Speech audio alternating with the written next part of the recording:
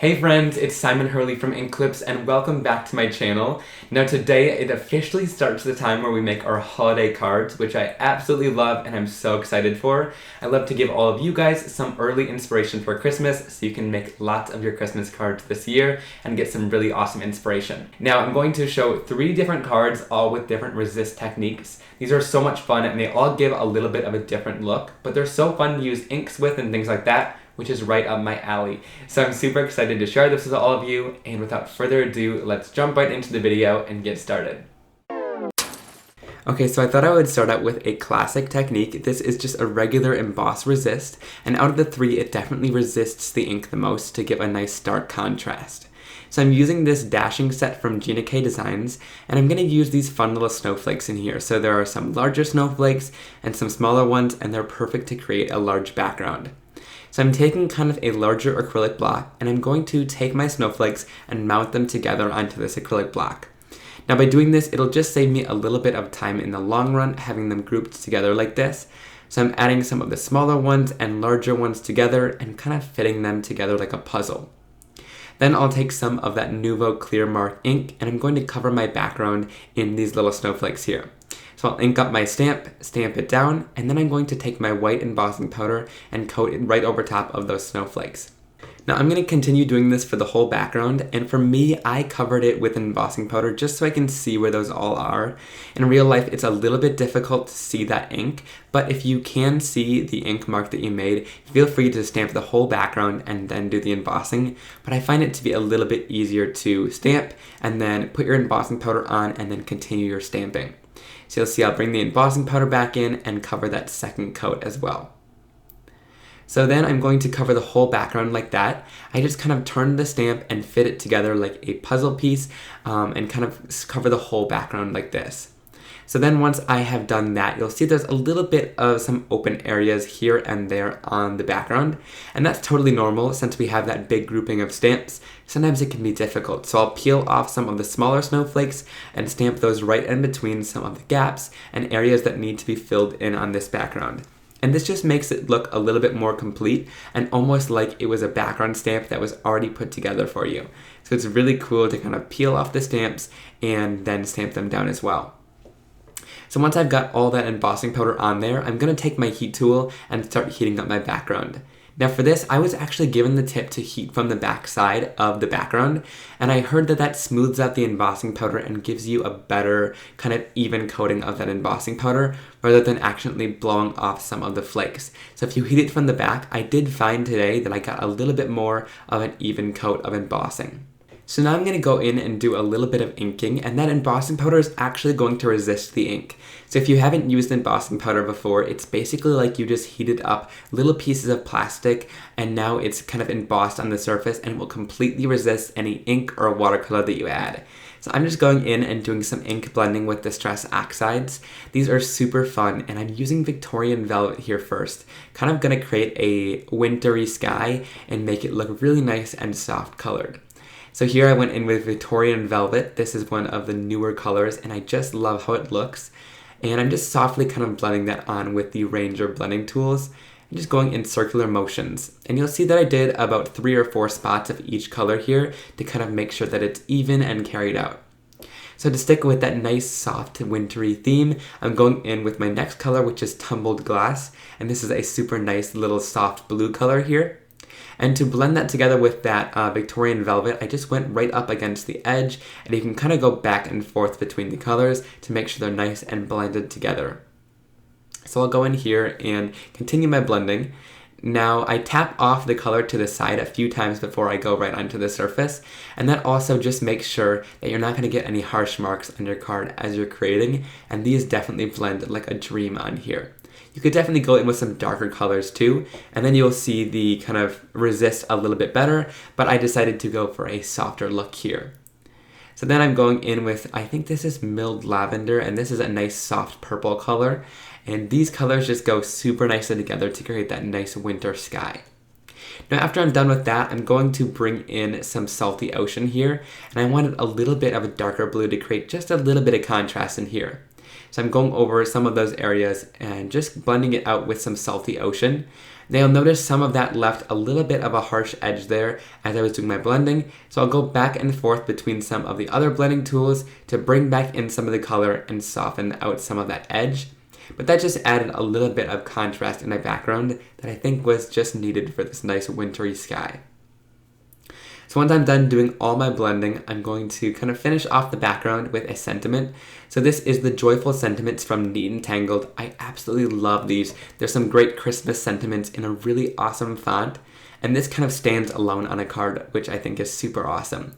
So I'm going in and inking it up with some Nuvo Clear Mark ink, and I'm going to do some embossing here with this.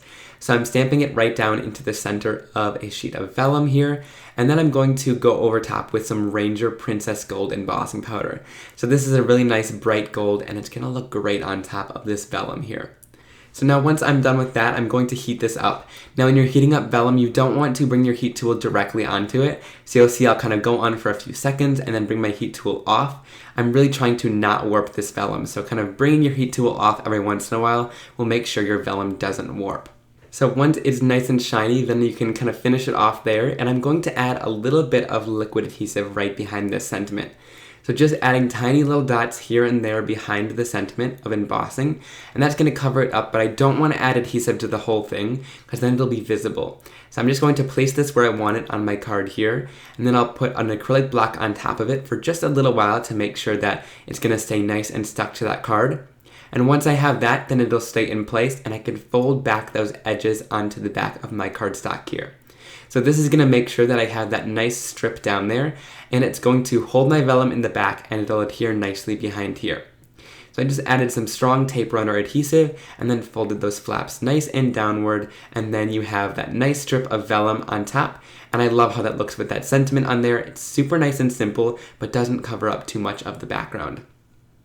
Now to finish off this card, I took some gems from Studio Katia and I just glued them right into the center of all those snowflakes that are still showing, and I really love how that finishes off the card and brings the whole thing together. And this embossing is just a classic technique that will never get old.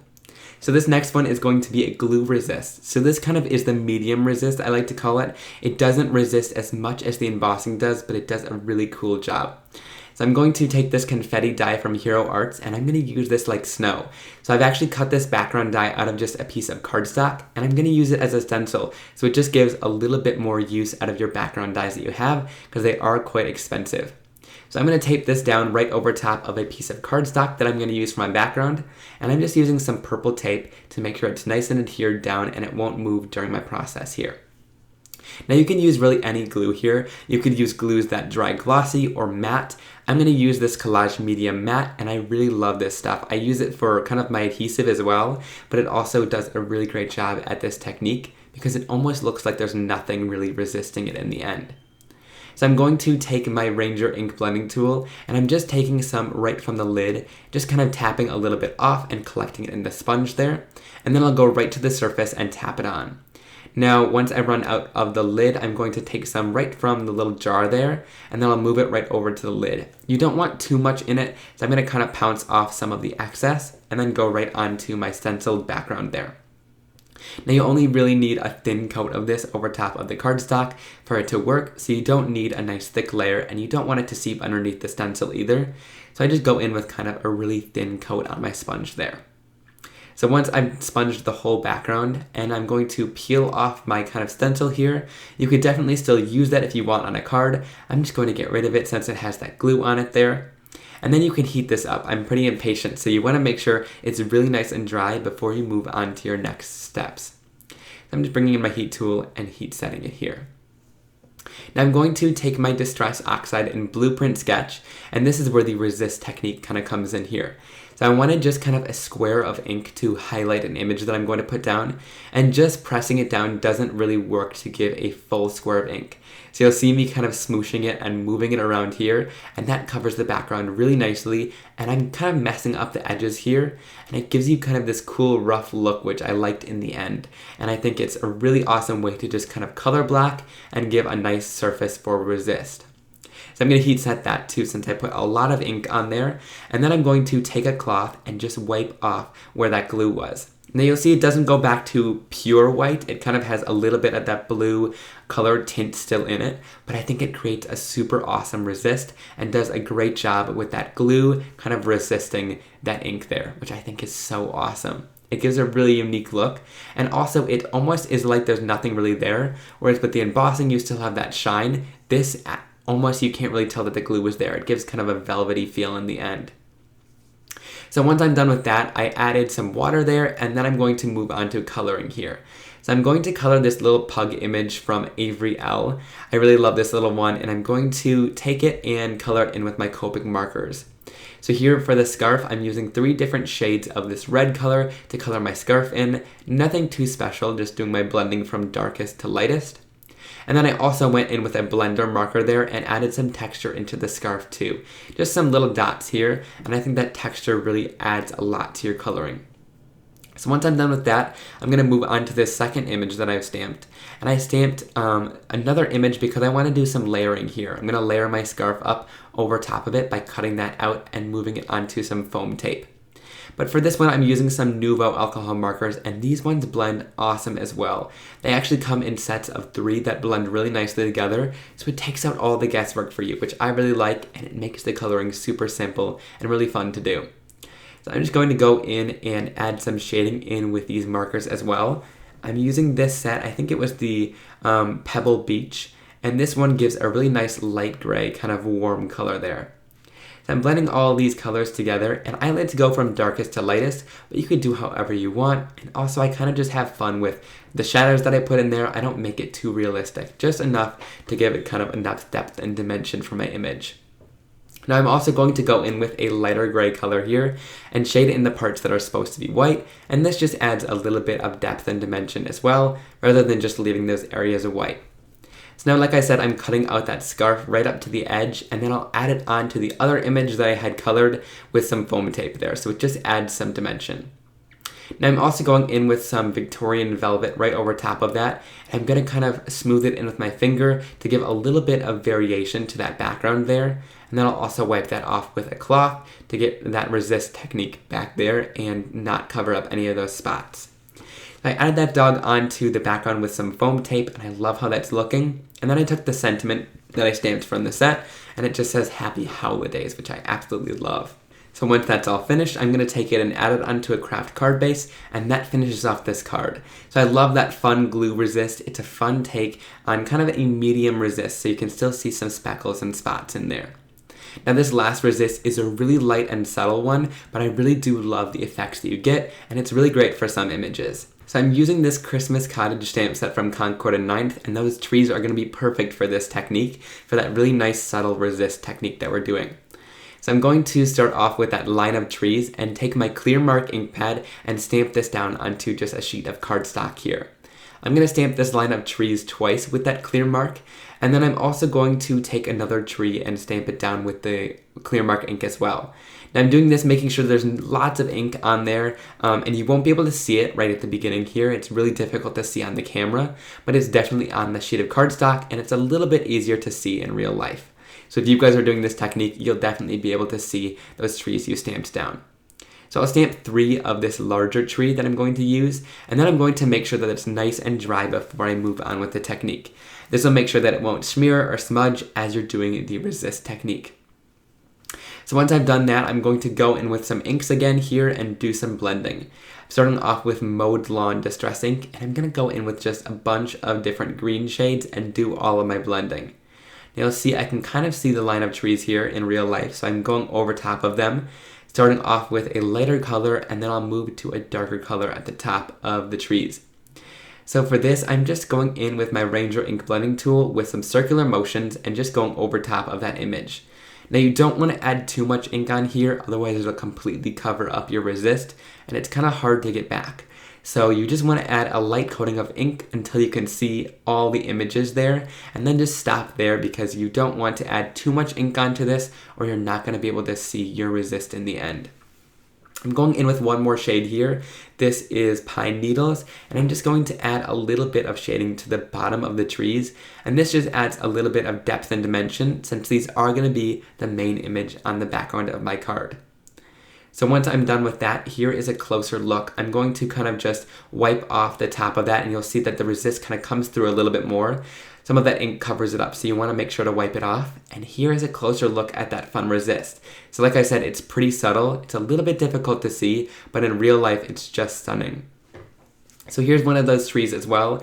I'm going in with some even different shades with these. This is some forest moss, and I'm bringing in some darker colors on these trees. So you can even do them all at once to save a little bit of time, bring out some different colors. And for these, you can really see, the longer you wait, the more that resist will kind of show through. So you might want to wait a little bit longer to get that really nice stark resist there. So I'm going to blend in some pine needles and then go in with some mowed lawn for that lighter color. And then finally, I'll bring in the lightest color at the top and just go in with some crushed olive for that really top nice light green color there. So once I'm done with that, I am going to fussy cut all these images out. Now I like to use this gigantic scissors from Tim Holtz and Tonic, but you could also use one of the smaller scissors too. I just find the most control for me with these, which is kind of a little bit weird, but I like to move the paper instead of the scissors, and then you get a nice smooth look as you're cutting it out. So that's a really helpful tip. If you're fussy cutting, you kind of move the paper instead of the scissors. But there is no die for these that cuts out that line of trees. It's more of an interactive die for this set. So now for my background, I'm going to take this plaid stamp from Tim Holtz, and I'm going to take some driftwood ink from scrapbook.com. So I'll ink up this whole stamp, and then I'm going to take some craft cardstock and stamp it down onto here. So I like to stamp with my background stamp facing upward and then take my paper and stamp it onto the background stamp here. This allows me to give a really good pressure and make sure that I have the whole background stamped at once there and give some really good impression. So once I'm done with that, I love how that background turns out. It's perfect for Christmas. And then from that Christmas Cottage stamp set, I'm taking this little cottage and just coloring in with some Zig Clean Color Real brush pens. This is nothing special, just some super simple coloring, but this little cottage is going to be kind of the focal on our card, so I wanted to give it some nice coloring to make it stand out here. So I'll just go in and blend some of the colors together. Now for these, you want to use some Bristol cardstock. This is a nice smooth paper, and it'll give a little bit of extra time to kind of sit on that cardstock for these colors to blend together and give a really awesome look on your card. And then I'll give it a really nice vibrant red door as well. I absolutely love this fun little image, and coloring in with some vibrant colors really makes it stand out and look awesome on this card. So I'll bring in some red for that door to kind of blend that out, and then I'll also bring a little bit of a darker color right below it. Again, really simple kind of shading on there to bring this little house to life here.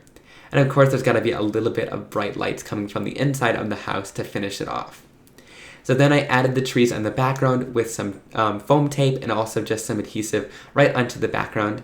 And then I'll pop this little house onto foam tape as well and set it right in front of those trees so it looks like a little cottage in the forest.